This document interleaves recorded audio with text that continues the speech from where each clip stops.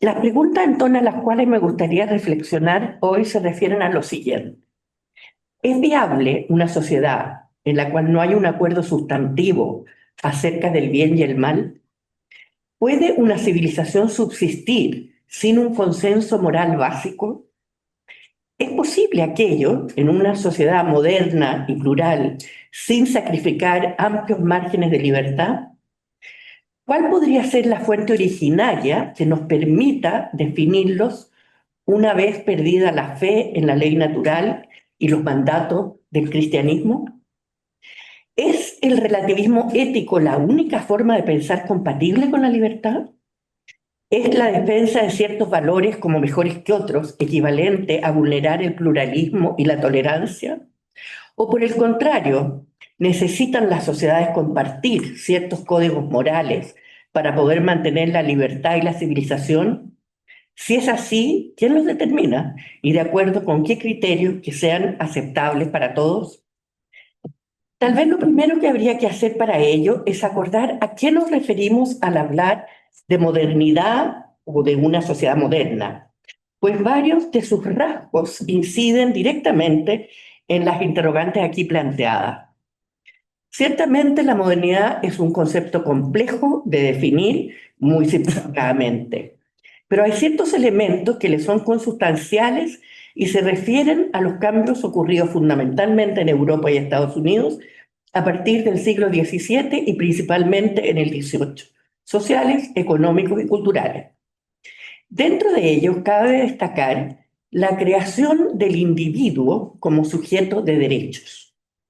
La modernidad es en cierta medida la culminación de un largo proceso de emancipación del individuo de la servidumbre al grupo, a la comunidad, al gobierno, lo cual lleva a un relajamiento del control estricto que han ejercido la costumbre, la ley y la autoridad sobre su autonomía. Propio de la modernidad también es una nueva dimensión de la libertad. Se trata de conciliar la libertad colectiva de la nación con la libertad de los individuos que la componen. En la antigüedad, la libertad era inseparable de la participación activa en la vida de la ciudad, aunque estuviese esta participación limitada a pequeñas minorías.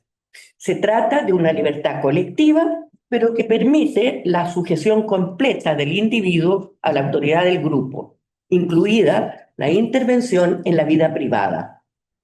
En la modernidad, libertad es independencia y autonomía del individuo garantizada por sus derechos. Constant nos da tal vez en su libro de la libertad de los antiguos y de los modernos una muy buena definición de lo que se entiende por la libertad de la modernidad.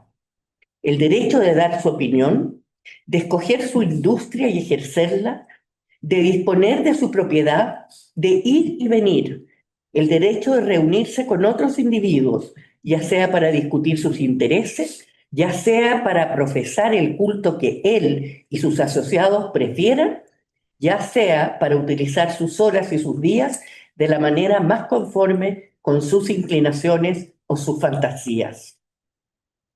Simultáneamente a esta nueva idea de libertad se introduce el concepto de lo privado. La propia idea de intimidad, de privacidad, de relaciones personales sagradas por derecho propio, son ideas nuevas del Renacimiento o de la Reforma. La privacidad es un proceso correlativo al surgimiento de la idea de la libertad individual. Para Isaiah Berlin, la privacidad es sacrosanta y la esfera privada inviolable. Se introduce así el concepto de lo privado y se incluye la vida familiar, la economía, la religión, la diversión, el ocio, que deben quedar fuera del campo de la intervención de la autoridad, vale decir, no están sometidos y ni deben ser custodiados por la República. Ante todo, sometido, antes todo, recordemos, estaba sometido a la comunidad, desde el matrimonio entre dos personas, entre un hombre y una mujer. En síntesis, lo que tenemos nosotros en la modernidad es la primacía del individuo y de los derechos individuales. Una distinción por primera vez más clara entre esfera pública y privada. La emancipación del individuo frente a la comunidad es claramente un movimiento esencialmente occidental que trata de proteger al hombre de las restricciones arbitrarias externas que impiden la realización de todo su potencial. Tenemos otras características de la modernidad que inciden menos directamente en el planteamiento que estoy haciendo, pero que sin embargo vale tener presente. En primer lugar, el surgimiento de una nueva teoría económica, de una nueva economía que produce por primera vez en la historia de la humanidad crecimiento económico, el aumento del producto del planeta. La vigencia del Estado de Derecho como algo esencial, la igualdad a la ley y del juicio justo. Una nueva mentalidad y valoración de lo que Adam Smith llamó la sympathy, que para nosotros es la empatía, y la compasión ante los malos tratos, etcétera, que promueve Beccaria.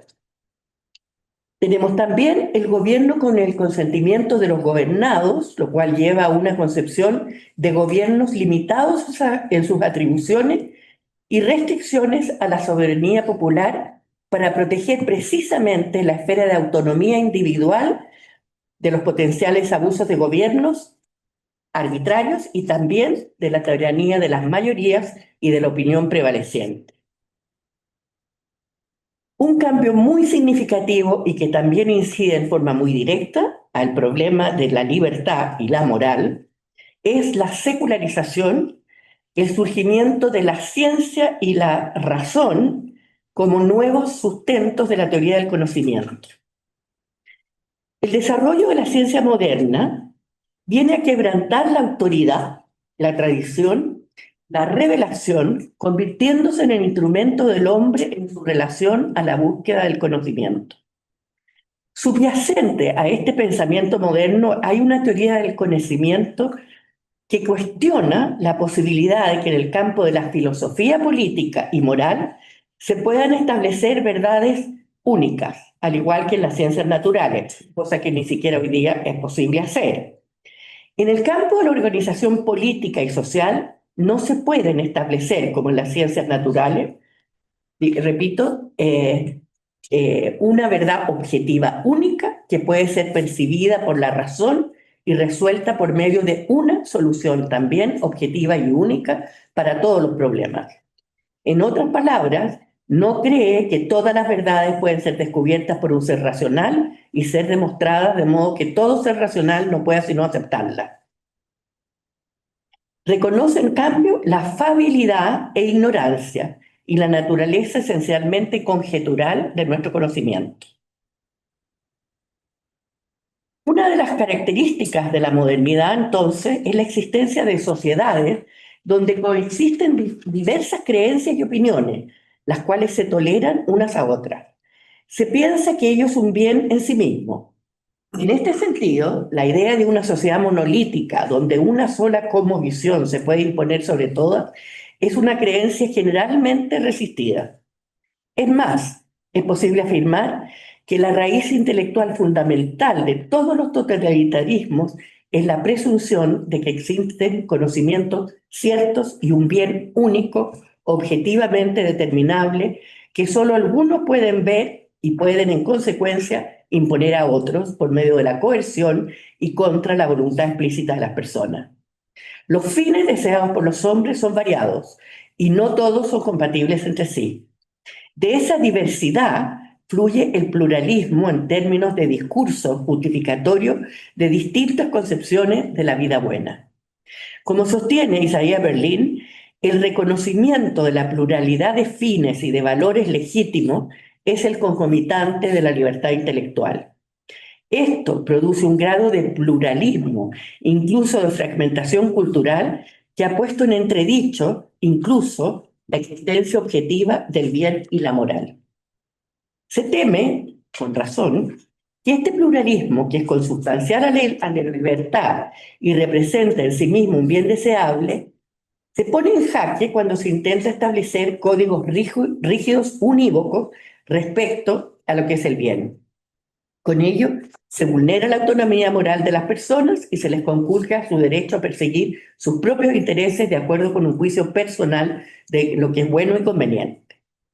Ahora bien, no es menos cierto, empero, que un régimen de libertad no es compatible con el relativismo ético y que existen ciertas virtudes indispensables que deben ser transmitidas de generación en generación y que se requieren ciertas premisas morales compartidas para sobrevivir.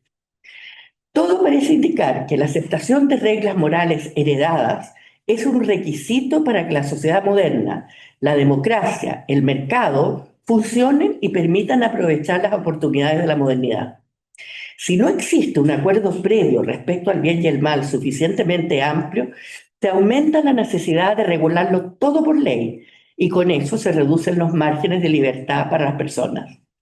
Así entonces, una sociedad bien organizada no requiere solo de leyes, sino que necesita elaborar además un conjunto de nociones compartidas respecto a lo que es el bien y lo que es el mal para abrir y mantener un espacio que permita una actuación correcta en forma automática y espontánea sin necesidad de raciocinio previo.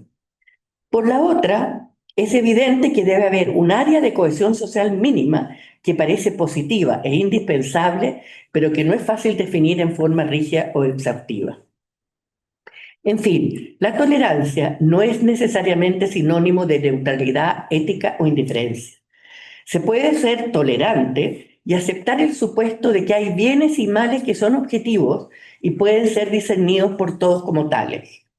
En este sentido, no todos los conceptos particulares sobre el bien y el mal son igualmente válidos, ni todos los criterios tienen igual validez o son indistintos o intercambiables, sin perjuicio de que deben ser tolerados. La tolerancia no obliga al escepticismo moral, sino que es una virtud que permite que cada cual pueda defender su propia versión de la vida buena por medio del argumento racional, verdadero o falso. En otras palabras, la tolerancia exige libertad de pensamiento y discusión. La posibilidad del entendimiento humano depende de la capacidad de entender por qué alguien persigue un fin diferente al mío, pero depende también, según Isaiah Berlin, de la posibilidad de reconocer que ello no impide que existan, junto con la diversidad, otros valores comunes que los hombres deban perseguir para mantener su calidad humana.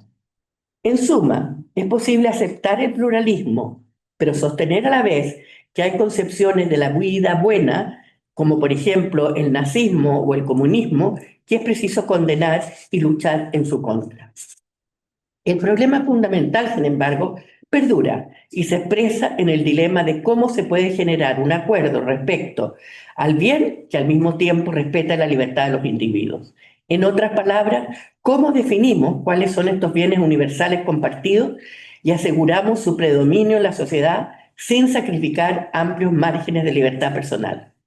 Las respuestas son diversas y conflictivas. El primer escollo surge porque cualquier intento de definir un bien que pueda ser un principio de organización social, esto es, cualquier intento por dar a ese bien un contenido preciso, puede terminar con el pluralismo y suele llevar a sufrimientos masivos.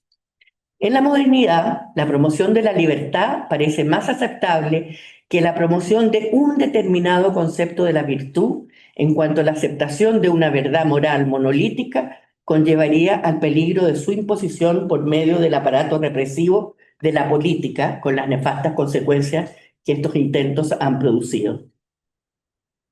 Las críticas contemporáneas a la idea de asociar estrechamente la política con bienes morales predefinidos provienen de múltiples direcciones. Por unos es percibida como una amenaza al principio liberal de la separación de Iglesia y Estado e introduce elementos inherentemente religiosos y divisivos en la esfera pública.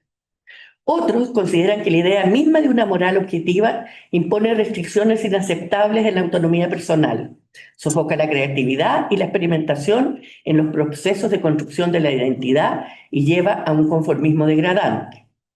Por otra parte, y siguiendo una línea diferente de argumentación, se teme que el reconocimiento de un código objetivo respecto al bien y el mal que pueda ser impuesto desde el poder político podría atentar contra uno de los principios fundamentales del ideario de la modernidad, cuál es la libertad individual.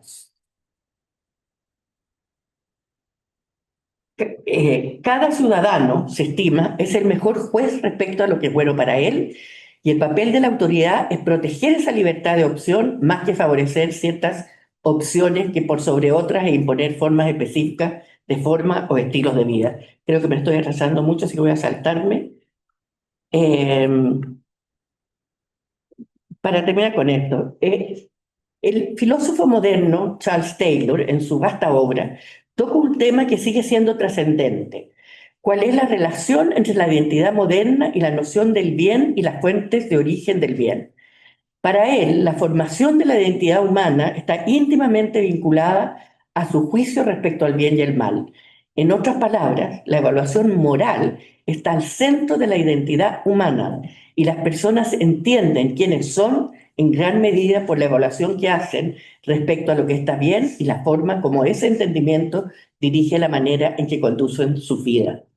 Taylor tiene plena conciencia de que la moral se separó de sus fuentes tradicionales como resultado de la Ilustración, la secularización y del cambio desde la razón sustantiva a la razón procedimental. Sin embargo, y a pesar de esta falta de acuerdo respecto a cuáles son las fuentes incuestionables que dan origen y permiten definir el bien, él contradice la pretensión de que cualquier forma de vida o concepto del bien es idéntica a otra y que la buena vida es simplemente aquello en lo cual cada cual cree. En este sentido, Taylor claramente se opone a la idea de la neutralidad moral.